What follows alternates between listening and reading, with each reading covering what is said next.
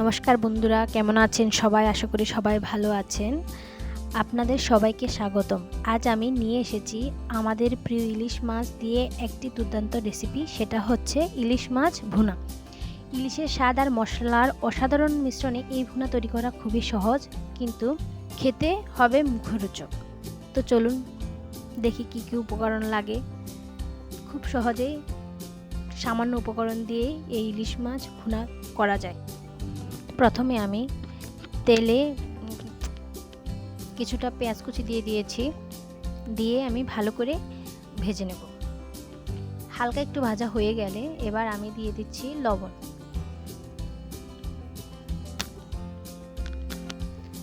আর দিয়ে দিচ্ছি হলুদ গুঁড়ো। তারপরে একটু নেড়েচেড়ে কষিয়ে নেব।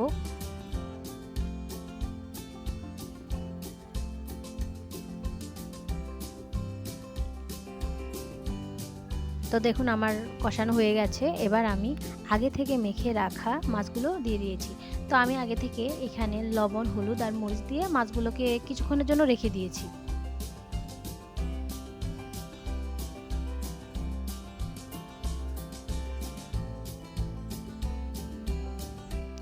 তারপরে আমি এখানে দিয়েছি হালকা জিরা বাটা।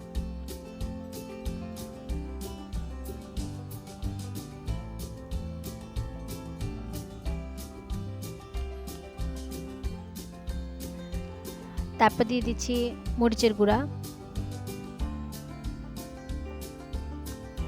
দিয়ে ভালো মতো কষিয়ে নেব।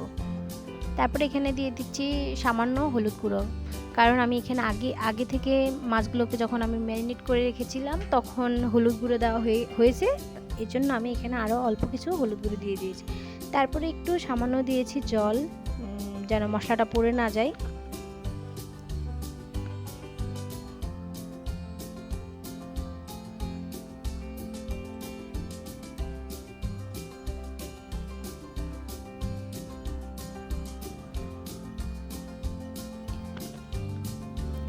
আপনারা কমেন্ট করে জানাবেন যে ইলিশ মাছ তো সবাই পছন্দ করে, হয়তো খুব কম মানুষ পছন্দ করে না।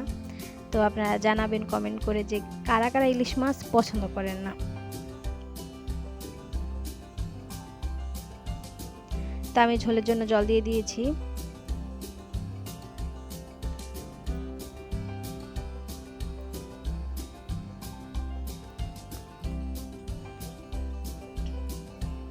সবাইকে অনুরোধ করব আমার পেজটাকে ফলো করে দেওয়ার, লাইক কমেন্ট শেয়ার করে দিবেন, আমার পেজের পাশে থাকবেন। কথা দিচ্ছি আপনারা যদি আমার পাশে থাকেন তাহলে আমিও আপনাদের পাশে থাকব।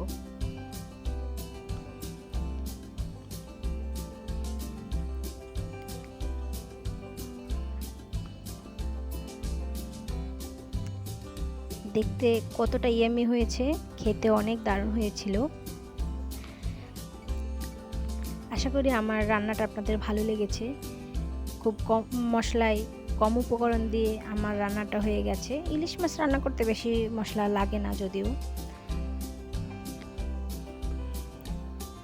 আর মাছটা তাড়াতাড়িও হয়ে যায়, রান্না করতে বেশি সময় লাগে না। তো দেখুন বন্ধুরা, আমার মাছটা হয়ে গেছে। তো দেখতে কেমন হয়েছে জানাবেন। খেতে অনেক ভালো হয়েছে। আশা করি আপনারা রান্না করে খেয়ে দেখবেন। সবাই ভালো থাকবেন আর আমার পেজের পাশে থাকবেন।